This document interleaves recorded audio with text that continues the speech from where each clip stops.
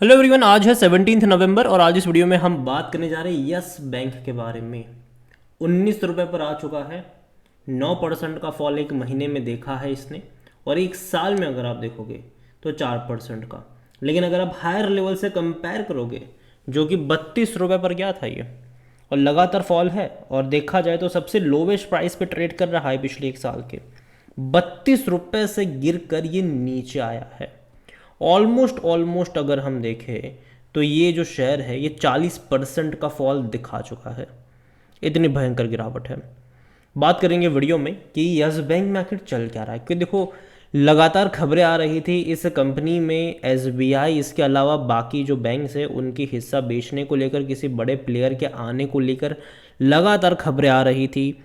वो सारी खबरें अभी कुछ नहीं आ रहा है, कोई अपडेट्स नहीं आ रही है, क्योंकि कोविड अभी अगर आप देखोगे, कोविड नहीं ठीक है, अभी आप देखो तो बाजार में जिस तरीके से गिरावट आई है, शेयर प्राइस में जिस तरीके से फॉल आया है, तो अभी जो प्रीवियस वैल्यूएशन था इसका, आई डाउट कि उस वैल्यूएशन के ऊपर कुछ डील हो भी पाएगी। तो कहीं ना कहीं जो सिचुएशन है वो शायद थोड़ी सी और डीले होती नज़र भी आ सकती है। अगेन ये मेरा अजम्पशन है, मैं ये नहीं कह रहा हूँ कि ऐसा ही होगा। और बात करेंगे वीडियो में उन सारी चीज़ों के बारए में, लेकिन उससे पहले अगर आपने अभी तक चैनल को सब्सक्राइब नहीं किया है तो प्लीज़ अभी इसे सब्सक्राइब कर लीजिए, क्योंकि आगे भी बहुत सारे वीडियोस हैं जब वो काफ़ी ज़्यादा हेल्प करेंगे। तो 19 रुपये पर आ चुका है शेयर। लगातार गिरावट है यहाँ पर, लगातार भयंकर गिरावट है। और 5 साल का अगर आप ग्राफ देखो तब तो गिरावट कुछ और ही ज़्यादा है, लेकिन इस बीच एक मेजर फॉल से गुजरा था। शेयर जो था वो 10 रुपये पर चला गया था, 10 नहीं मतलब 11 के आसपास गया था ये। बेहतरीन तेज़ी पकड़ी थी, उसके बाद 32 पे गया था ये, और उसके बाद दोबारा गिरावट यहाँ पर शुरू हो चुकी है। अगर आप नेक्स्ट लेवल यहाँ पर देखने की कोशिश करोगे, जो सपोर्ट लेवल जो नज़र आता है वो 15-16 रुपये के आसपास एक इनिशियल सपोर्ट नज़र आता है, और कहीं ना कहीं वहाँ पे ये रुकना भी चाहिए। लेकिन जैसे कि इस बैंक को लेकर अगर आप देखो तो बहुत सारी अनसर्टिनिटी, जैसे कि अगर आप देखो तो बिकवाली को लेकर है। जैसे कि एसबीआई अपना फुल्ली एग्जिट चाहते हैं, और इवन यस बैंक भी चाहता है कि एसबीआई को एग्जिट दे दिया जाए। इसके अलावा बहुत सारे और बैंक्स भी हैं जिन्होंने, जब बैंक की हालत ख़राब थी तो 10 रुपये के भाव पर सबने इक्विटी खरीदी थी और इसको बचाया था डूबने से। उन सबको एग्जिट देने की तैयारियां चल रही है, लेकिन पंगा यही हुआ है कि कोई बड़ा प्लेयर आ नहीं रहा है यहाँ पर। बिड्स वगैरह मंगवाई गई है, काफ़ी इंटरेस्ट भी काफ़ी लोगों के देखने को मिल रहे हैं। उसमें भी ये एक और चीज़ निकल कर, क्या आरबीआई भी इसको परमिशन देगा कि नहीं, वो क्योंकि एफआईएल्स को परमिशन आरबीआई देगा कि नहीं, क्योंकि 50% से भी ज़्यादा का स्टेक खरीदारी करने को लेकर ये बड़ी बात आती है यहाँ पर। तो बहुत कुछ है, और जो जो वैल्यूएशन ये लोग पहले मांग रहे थे, अभी ऑलरेडी हमने बहुत बड़ा फॉल देख चुके हैं यहाँ पर, 40% का फॉल देख चुके हैं। तो क्या सेम वैल्यूएशन जस्टिफाई करेगा कि नहीं इसका, ये क्वेश्चन यहाँ पर ज़रूर अब राइज होने वाला है। और जहाँ तक इसका वॉल्यूम देखें तो भैया देखो बड़ी क्वांटिटी में ट्रेडिंग हो ही रही, तकरीबन 6.75 करोड़ के आसपास को शेयर इसके ट्रेड होते नजर आए थे हमें। मार्केट कैप इसका 60,000 करोड़ के आसपास देखने को मिल रहा है। बैंक के बारे में अगर हम बात करने जाए तो देखिए, अगर डिविडेंड के बारे में देखें तो कहीं ना कहीं मुझे लगता है कि मुश्किल होगा इसका डिविडेंड पे आउट करना।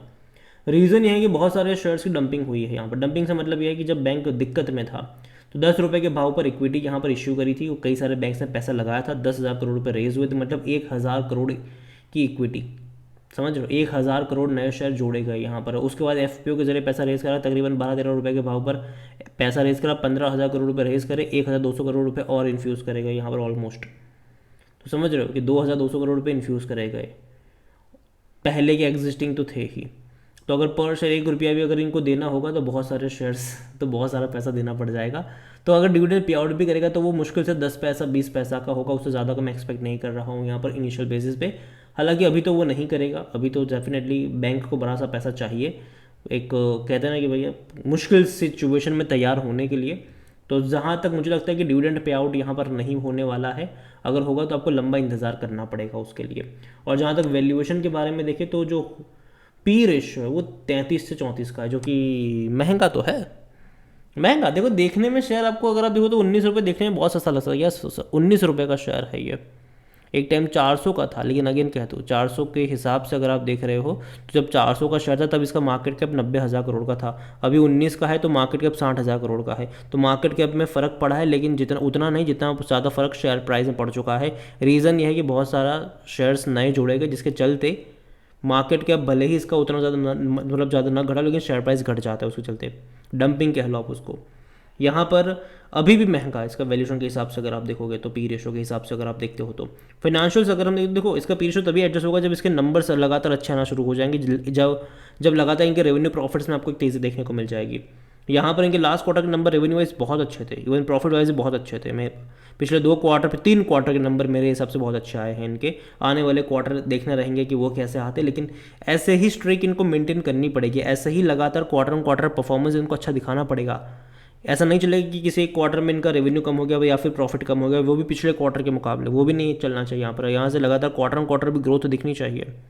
इसका जो लास्ट क्वार्टर का प्रॉफिट था वो 565 करोड़ का था, 9,225 करोड़ का रेवेन्यू था, जो कि हाईएस्ट है पिछले कुछ क्वार्टरों के। अगर आप लगातार क्वार्टर ऑन क्वार्टर ग्रोथ भी है रेवेन्यू वाइज भी, और प्रॉफिट वाइज पिछले 3 क्वार्टर मुझे अच्छे लगे, वरना उससे पहले के क्वार्टर में प्रॉफिट वाइज कुछ खास था नहीं, ठीक है, कम प्रॉफिट था मेरे हिसाब से।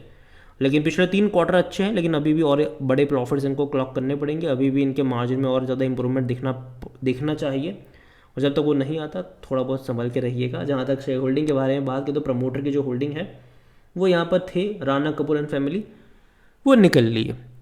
जिन्होंने एक टाइम पे कहा था, वो मतलब यस बैंक क्राइसिस के बाद कहा था कि वो यस बैंक के शेयर अपने बच्चों को मतलब अपने बच्चे के बच्चों को गिफ्ट में देंगे, लेकिन उनके इसी स्टेटमेंट के कुछ ही टाइम बाद 9 महीने में ही सारे के सारे शेयर्स बेच दिए थे उन्होंने। यहाँ पर 0.25% म्यूचुअल फंड के पास है, जो कि 0.19 था पहले, तो थोड़ी सी क्वांटिटी खरीदी है उन्होंने सितंबर क्वार्टर में। डोमेस्टिक अगर आप देखो तो 38.12% से 38.15 पर आए हैं, थोड़ी सी क्वांटिटी खरीदारी करी।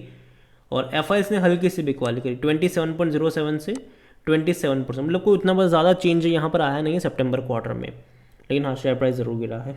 जहाँ तक रिटेल इन्वेस्टर की बात की तो 22.44% का स्टेक उनके पास है, अदर पार्टीज 12.15% का स्टेक यहाँ पर लेकर बैठे हुए हैं। तो शेयर होल्डिंग पैटर्न में उतना बड़ा चेंजेस नहीं आया, देखते हैं कि अभी जब नेक्स्ट दिसंबर क्वार्टर का अपडेट होगा तब क्या चेंज है, क्योंकि ज़्यादातर गिरावट अगर आप देखो तो अक्टूबर महीने में हमें देखने को मिली है, ठीक है, अक्टूबर नवंबर में कुछ ज़्यादा, इवन पिछले एक महीने में 25% का फॉल इसने देखा है। तो कहीं ना कहीं देखना इंटरेस्टिंग होगा कि ये जो बड़े फॉल में कौन बेच रहा था, वो देखना यहाँ पर इंटरेस्टिंग होगा।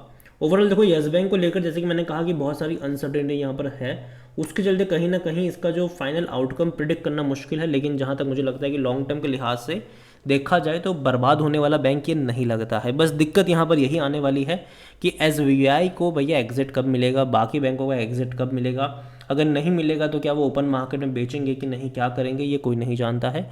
जब चीज़ें पता चलेगी डेफिनेटली मतलब मैं आपको इन्फॉर्म करता रहूँगा उसके बारे में भी, लेकिन अभी के लिए मुझे मतलब जैसे कि मैंने कहा कि अनसर्टेनिटी है यहाँ पर, कौन बड़ा प्लेयर आएगा वो भी पता नहीं है। पहले जो बिकवाली को लेकर प्रोसेस चल रही थी या फिर पर्दे के पीछे थी, क्योंकि ओपनली तो उतना ज़्यादा 1-2 बार ही स्टेटमेंट आए हैं, लेकिन जो प्रोसेस चल रही थी उसमें भी अभी अगर आप देखोगे तो उस वैल्यूएशन के ऊपर होगा कि नहीं, किस वैल्यूएशन के ऊपर होगा, ये भी देखना इंटरेस्टिंग होगा।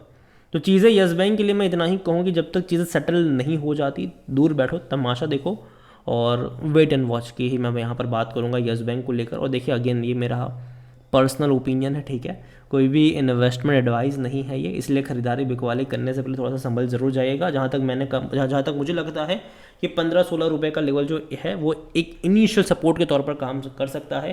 जो स्ट्रॉन्ग सपोर्ट है वो कहीं ना कहीं 11-12 रुपये के आसपास है, ये मेरा मानना है, बाकी मर्जी आपकी। वीडियो को यहीं पे एंड करता हूँ, पसंद आया हो तो लाइक करो, शेयर करो, चैनल अगला पहली बार पे सब्सक्राइब करें, और यस बैंक के बारे में क्या सोचते हैं वो भी आप मुझे कमेंट में लिख के बता सकते हैं। Thank you.